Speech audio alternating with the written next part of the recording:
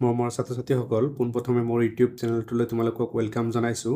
আজি আমি শিকিম ক্লাছ 8 মেথছ অনুশীলনী 8.2 অনুশীলনী 8.2ৰ 10ৰ পৰা 13 নম্বৰলৈকে অতি সহজ পদ্ধতিত সমাধান কৰিম।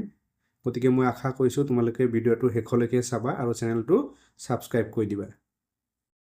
10 নম্বৰত আছে এজন দোকানীয়ে 600 টকা ছপা মূল্যৰ কামিজ এটাত প্ৰথমে 30% ৰেহাই দিয়াৰ পিছত পুনৰ 20% ৰেহাই দিলে। দোকানীজনীয়ে কামিজটো কিমান টকাত বিক্ৰী কৰিব আৰু মুঠ শতকৰা ৰেহাই কিমান দিলে এইটো আমাৰ নিৰ্ণয় কৰিব লাগে। দোকানীজনীয়ে কি কৰিলে 600 টকাৰ ছপা মূল্যৰ কাপোৰ আছিলে তাত প্ৰথম 30% ডিছকাউণ্ট দিলে, তাৰপিছত আকৌ 20% ডিছকাউণ্ট দিলে। এতিয়া এই দোকানীজনীয়ে কামিজটো কিমান টকাত বিক্ৰী কৰিব আৰু শতকৰা ৰেহাই কিমান দিলে সেইটো আমাৰ নিৰ্ণয় কৰিব লাগে। কেনেকৈ কৰিম চাই লোৱা। এতিয়া 10 নম্বৰ প্ৰশ্নটো আমি সমাধান কৰিম। সলিউশ্যন দিয়া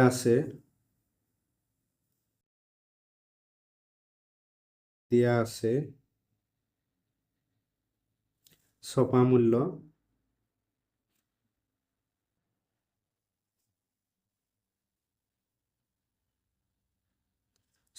সমান 600 দিয়া আছে 600 টকা আৰু প্ৰথম ৰেহাইটো দিয়া আছে 30%। গতিকে আমি লিখি ল'ম প্ৰথম ৰেহাই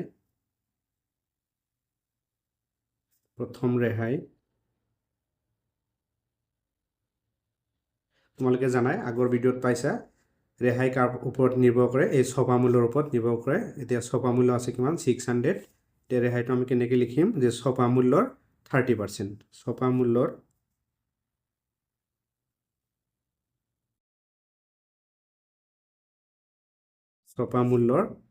30%। এতিয়া আমি পাৰ্চেণ্টটো উঠাই দিম। ছপা মূল্যটো কিমান আছে 600 ৰ মানে পূৰণ 30 বাই কিমান হ'ব 100। যে পাৰ্চেণ্টটো উঠাই দিলে 100টো তলত হ'ব, পূৰণ হৰণ হ'ব। এই শূন্য আমি কাটি দিম। এতিয়া থাকিল কিমান 60 × 3। এতিয়া 60ৰ লগত 3 পূৰণ কৰিলে কিমান পাম, শূন্য আছে শূন্যটো বহুৱাই দিয়া, 3ৰ লগত 6 পূৰণ কৰিলে পাওঁ আমি 18। 180 টকা। 180 টকা প্ৰথম ৰেহাই। প্ৰথমবাৰ 30% ৰেহাই দিছিলে, 30% ৰেহাই দিয়াৰ পিছত ৰেহাই পালে কিমান 180 টকা। এতিয়া 30% ৰেহাই দিয়াৰ পিছত বিক্ৰী মূল্যটো আমাৰ উলিয়াব লাগিব। এতিয়া আমি বিক্ৰী মূল্যটো উলিয়াই ল'ম। লিখি লওঁ এনেকৈ 30% ৰেহাই দিয়াৰ পিছত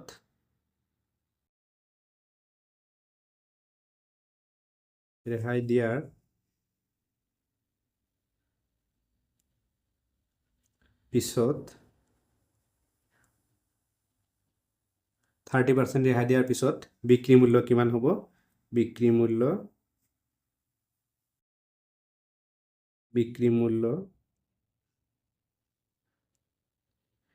মূল্য সূত্ৰ তোমালোকে জানাই। বিক্ৰী মূল্যৰ সূত্ৰ হ'ল ছপা মূল্য বিয়োগ ৰেহাই। ছপা মূল্য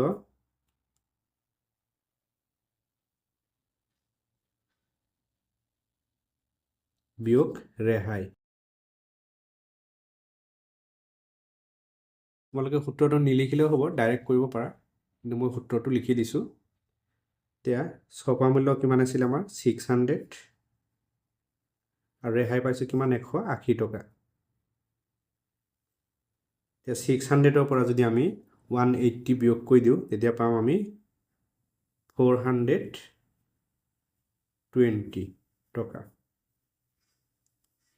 এতিয়া বিক্ৰী মূল্য হ'ব 420 টকা। দ্বিতীয়বাৰত কি কৰিলে আকৌ 20% ৰেহাই দিলে, ইয়াৰ পৰা আকৌ 20% ৰেহাই দিলে। আমি আকৌ আগৰ নিচিনা লিখি ল'ম দ্বিতীয় ৰেহাই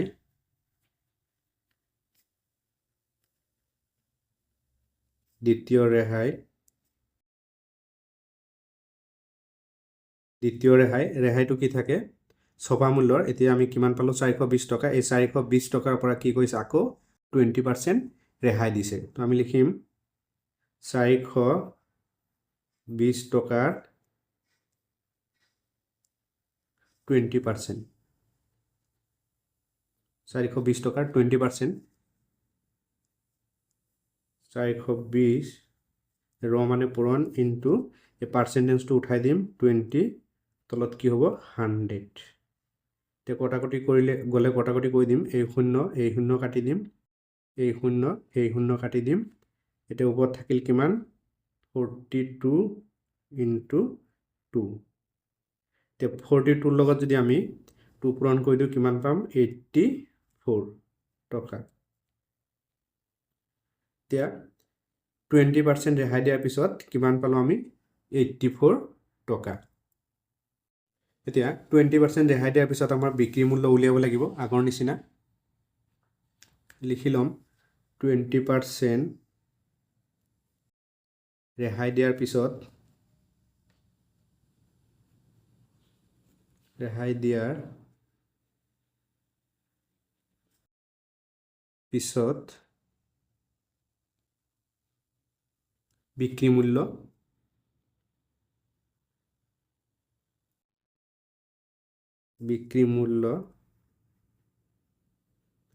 বিক্ৰী মূল্য সূত্ৰ তোমালোকে জানাই ছপা মূল্য বিয়োগ ৰেহাই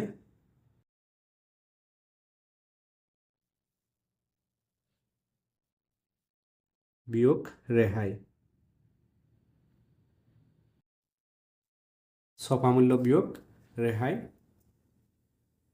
তে কিমান আছে আমাৰ ছপা মূল্য 420 টকা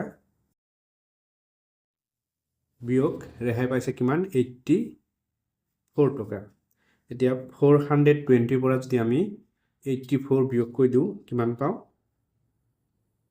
42084 ইয়াৰ পৰা 1 ললে কিমান হ'ব 10 10ৰ পৰা 4 গলে হ'ব 6 এতিয়া ইয়াত থাকিব কিমান 11 11ৰ পৰা 8 গলে হ'ব 3 আৰু ইয়াত থাকিলে 336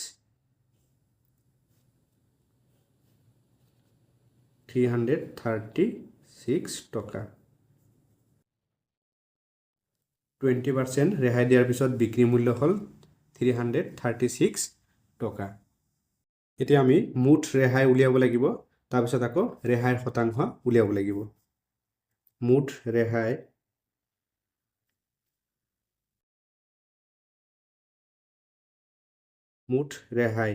30% ৰেহাই দিয়াৰ পিছত পাইছিলোঁ আমি কিমান 180 টকা যোগ 20% ৰেহাই দিয়াৰ পিছত পাইছিলোঁ 84 এই দুটা যোগ কৰিলে পাম আমি 264 টকা তে মুঠ ৰেহাই পালোঁ এতিয়া শতকৰা ৰেহাই আমি উলিয়াই দিম therefore ৰেহাইৰ শতাংশ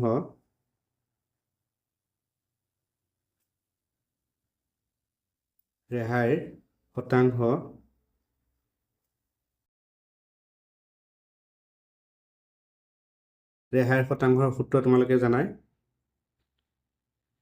ৰেহাইৰ শতাংশৰ সূত্ৰ আছিল মুঠ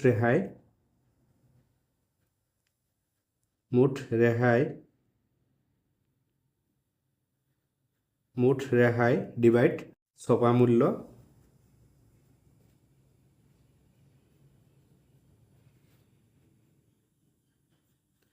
মুঠ ৰেহাই ডিভাইড ছপা মূল্য ইনটু 100% আমাৰ শতকৰা ৰেহাই উলিয়াব দিছে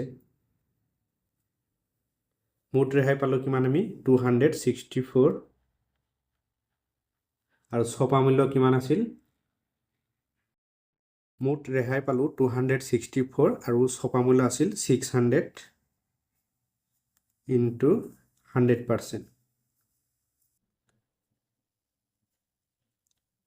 এতিয়া এই শূন্য কাটি দিম এই শূন্য কাটি দিম তলত থাকিলে 6 ওপৰত থাকিল 264 এতিয়া 6 দি আমি ইয়াক হৰণ কৰিব লাগিব এতিয়া 6 দি 264ক যদি আমি হৰণ কৰোঁ প্ৰথম কেইবাৰ যাব 2ত নাযায় 26 6 যাব কিমান 4 বাৰ কিমান হ'ব 24 26ৰ পৰা 24 বিয়োগ কৰিলে পাম আমি 2 তাৰমানে ইয়াত হৈ যাব আকৌ 24 6 যাব কিমান 4 তাৰমানে 44%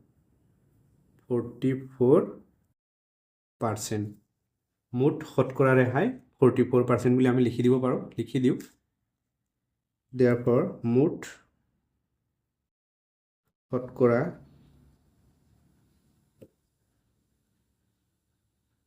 ৰেহাই মুঠ শতকৰা ৰেহাই ইকুৱেল টু 44%. এইটোও হ'ল 10 নম্বৰ প্ৰশ্নৰ এনসাৰ. 11 নম্বৰত আছে কমল এখন গাড়ী 4 লাখ টকাত কিনি মেৰামতিৰ বাবদ 10,000 টকা খৰচ কৰিলে আৰু সি সুৰেশক 10% লাভত গাড়ীখন বিক্ৰী কৰিলে. সুৰেশে আকৌ পিছত গাড়ীখন 5% লাভত দীপকক বিক্ৰী কৰিলে. দীপকে গাড়ীখন কিমান টকাত কিনিছিল সেইটো আমাৰ নিৰ্ণয় কৰিব লাগে. প্ৰথম 4 লাখ টকাত কিনিলে আৰু 10,000 টকা দি সি কি কৰিলে ৰিপেয়াৰিং কৰিলে. তাৰমানে তাৰ কিনা দামটো কি হ'ব 4 লাখ প্লাস 10,000 4,10,000. 11 নম্বৰটো সলিউশন কৰিম. দিয়া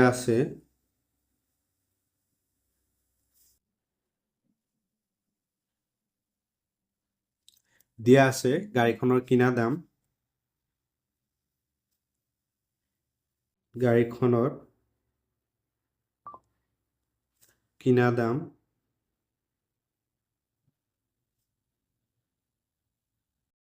দিয়া আছে গাড়ীখনৰ কিনা দাম সমান 4 লাখ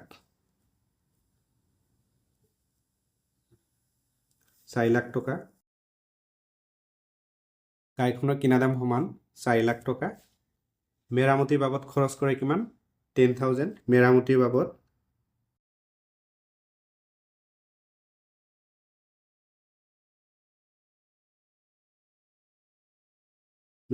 বাবদ কিমান 10,000 টকা. এতিয়া মুঠ কিনা দাম কিমান হ'ব গোটেইখিনি যোগ কৰিব লাগিব. মুঠ কিনা দাম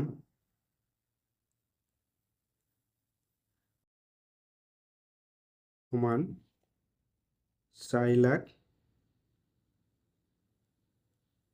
যোগ 10,000.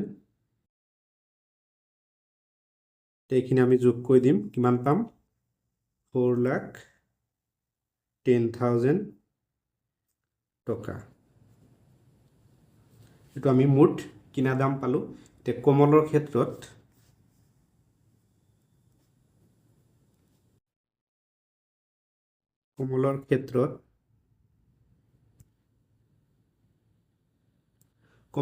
কি হৈছিলে লাভ কিমান আছিল 10%. কিমান টকাৰ এই 4,10,000 টকাৰ 10%.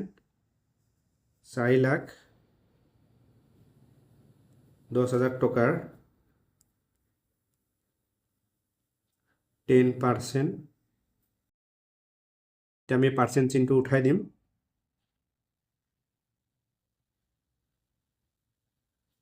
ৰ মানে পূৰণ জানাই তোমালোকে 10 ডিভাইড কিমান হ'ব 100. এতিয়া এই শূন্য কাটি দিম এই শূন্য কাটি দিম কিমান থাকিল 41,000 টকা. 41,000 পালো আমি লাভ. এতিয়া আমি বেচা দাম নিৰ্ণয় কৰিব লাগিব. বেচা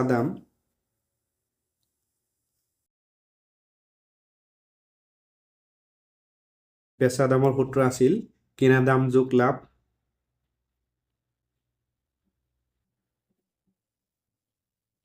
কিনা দাম যোগ লাভ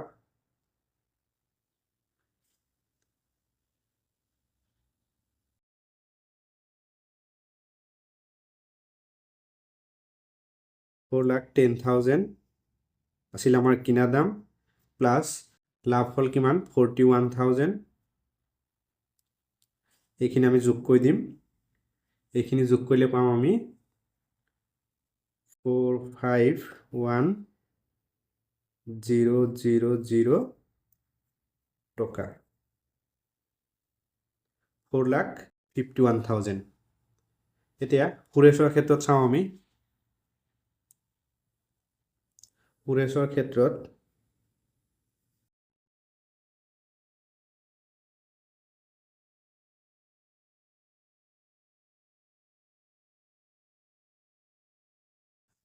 ক্ষেত্ৰত কিনা দাম এইটোৱে হ'ব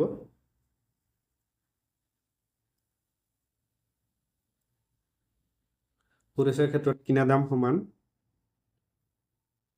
451,000 টকা। ইয়াত আকৌ কি আছে 5% লাভ আছে।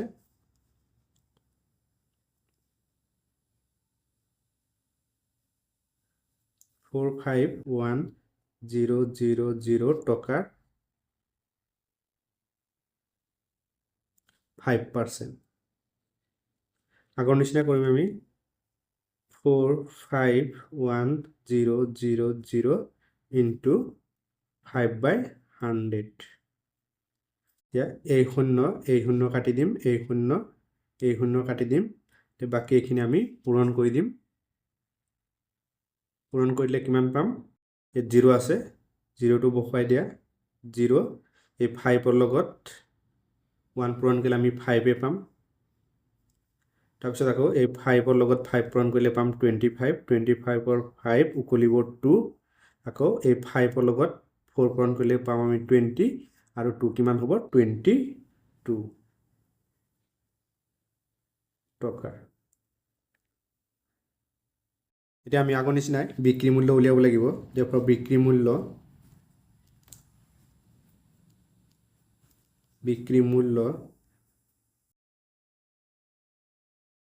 মূল্য ইকুৱেল টু কি আছিলে সূত্ৰ? কিনা দাম যোগ লাভ।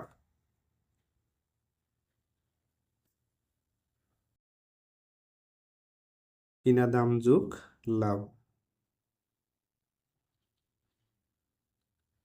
এতিয়া 451,000 প্লাছ লাভ পালোঁ আমি 22,550, 22,550 টকা।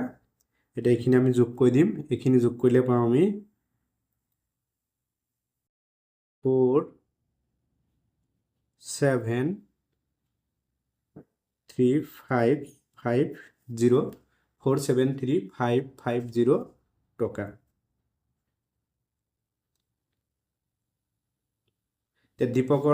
দীপকে গাড়ীখন কিমান টকাত কিনিছিলে? ইমান টকাতে দীপকে গাড়ীখন কিনিছিলে। আমি শেষত লিখি দিম। therefore দীপকে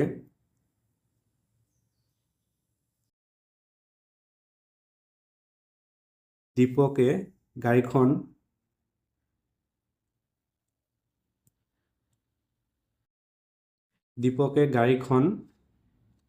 4,73,550 টকাত কিনিছিল।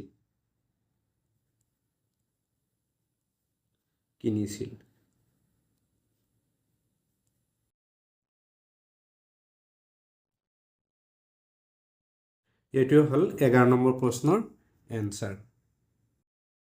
12 নম্বৰত আছে এজন দোকানীয়ে এটা ৰেডিঅ' মানুহ এজনৰ পৰা 800 টকাত কিনিলে।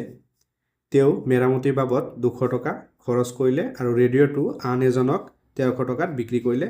তেওঁৰ শতকৰা লাভ কিমান হ'ল এইটো নিৰ্ণয় কৰিব লাগে। এজন মানুহে কি কৰিলে 800 টকাত ৰেডিঅ' কিনিলে, সেই ৰেডিঅ'টো আকৌ 200 টকা দি মেৰামতি কৰিলে, তাৰপিছত সেই ৰেডিঅ'টো কি কৰিলে 1300 টকাত বিক্ৰী কৰিলে। এই মানুহজনৰ শতকৰা কিমান লাভ হ'ল সেইটো আমাৰ নিৰ্ণয় কৰিব লাগে। কেনেকৈ কৰিম চাই লোৱা। 12 নম্বৰত লিখিম আমি ৰেডিঅ'টোৰ কিনা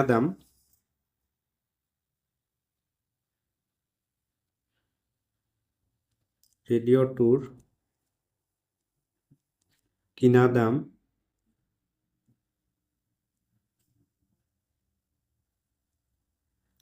সমান 800 টকা। 800 টকাত কিনিছিল আৰু মেৰামতিৰ বাবদ 200 টকা। মেৰামতিৰ বাবদ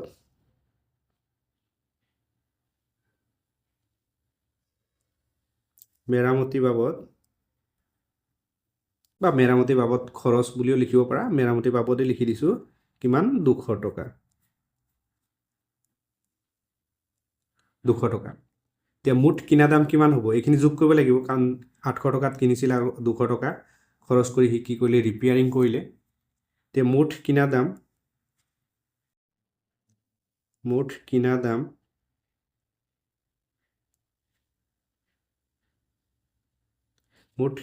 কিমান হ'ব? 800 টকাত কিনিলে আৰু 200 টকাত মেৰামতি কৰিলে কিমান হ'ব 1000 টকা আৰু কিনা দাম হ'ব 1000 টকা আকৌ কি কৰিলে 1300 টকাত বিক্ৰী কৰিলে ৰেডিঅ'টোৰ বেচা দাম কিমান 1300 টকা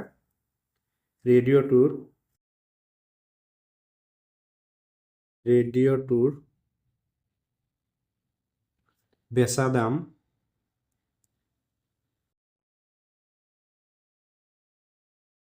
সমান 1300 টকা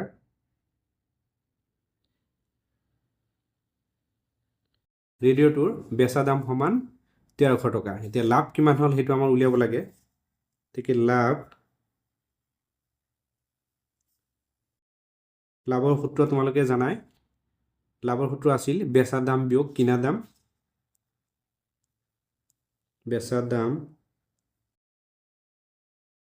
বিয়োগ কিনা দাম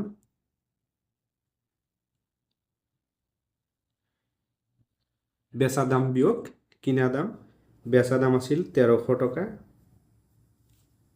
আৰু কিনা দাম আছিল বেচা দাম আছিল 1300 টকা আৰু কিনা দাম আছিল 1000 টকা 1300 পৰা যদি আমি 1000 বিয়োগ কৰি দিও পাম 300 টকা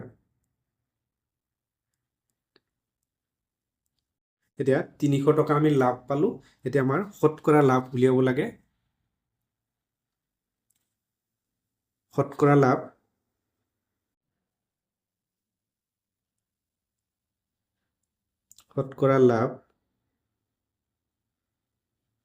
শতকৰা লাভ ইকুৱেল টু লাভৰ সূত্ৰ আছিল আমাৰ লাভ বাই কিনা দাম ইনটু 100% লাভ বাই কিনা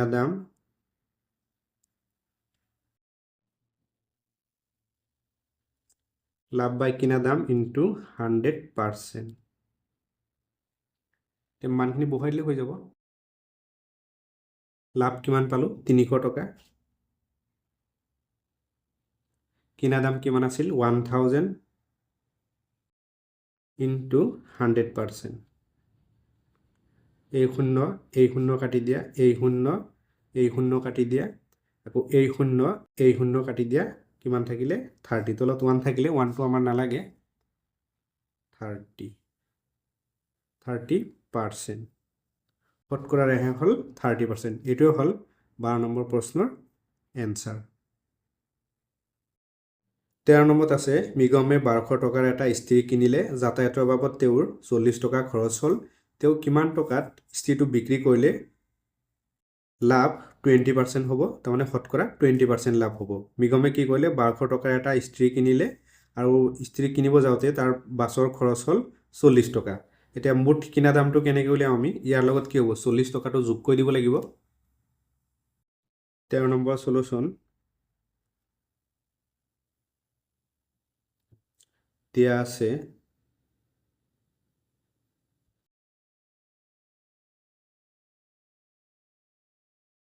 আছে ইস্ত্ৰিটোৰ কিনা দাম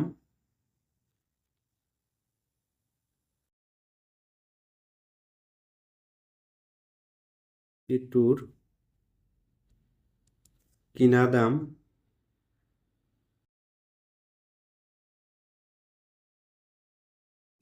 দাম সমান 1200 টকা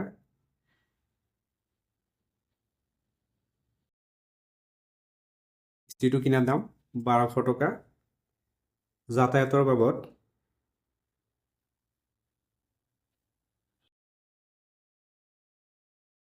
যাতায়াতৰ বাবদ তাৰ খৰচ হ'ল কিমান 40 টকা মুঠ কিনা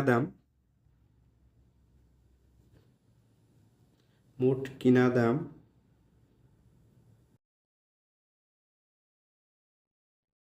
সমান 1200 যোগ কিমান হ'ব 40 টোটেল কিমান হ'ব 1240 টকা এটো হল মুঠ কিনা দাম এটা আমি লাভ উলিয়াব লাগিব থেকে লাভ সমান কিমান হ'ব এই 1240 টকাৰ 25% 1240 টকাৰ 25%.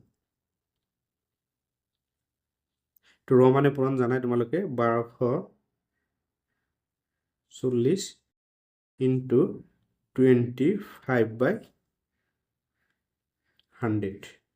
এতিয়া এই শূন্য আমি কাটি দিব পাৰি 5 এদি হৰণ কৰিলে 25ত 5 বাৰ যাব আৰু 10ত যাব 5 কিমান 2 বাৰ এতিয়া 2 দি আকৌ ইয়াক কটাকটি কৰিব পাৰি 1ত নাযায় 12ত 2 যাব কিমান 6 বাৰ যাব আৰু 4ত যাব কিমান 2 বাৰ এতিয়া কটাকটি কৰি দিলো ওপৰত থাকিল কিমান আমাৰ 62 into 5 62 into 5 এটো আমি পূৰণ কৰি দিও তে 5 ৰ লগত 2 পূৰণ কৰিলে 10 পাম 10ত 0 উকলিব 1 5 ৰ লগত 6 পূৰণ কৰিলে 31 এ কিমান হ'ব 31 310 টকা লাভ পালো কিমান আমি 310 টকা আমাৰ কি কৈছে বেচা দাম নিৰ্ণয় কৰিব দিছে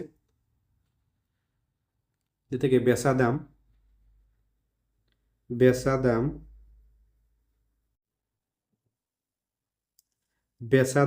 ইকুৱেল টু কিনা দাম যোগ লাভ কিনা দাম যোগ লাভ বেচা দাম ইকুৱেল টু কিনা দাম যোগ লাভ কিনা দাম কিমান হল 1240 যোগ লাভ হল কিমান 310 টকা 310 তে 1240 ৰ লগত যদি আমি 310 যোগ কৰি দিও কিমান হ'ব 1550 টকা 1550 টকা ষ্টিকখন 1550 টকাত বিক্ৰী কৰিলে তেও শতকৰা 20% লাভ হ'ব এটো হল 13 নম্বৰ প্ৰশ্নৰ এনসাৰ মৰমৰ ছাত্ৰ ছাত্ৰীসকল চেনেলটো সাবস্ক্ৰাইব কৰি দিবা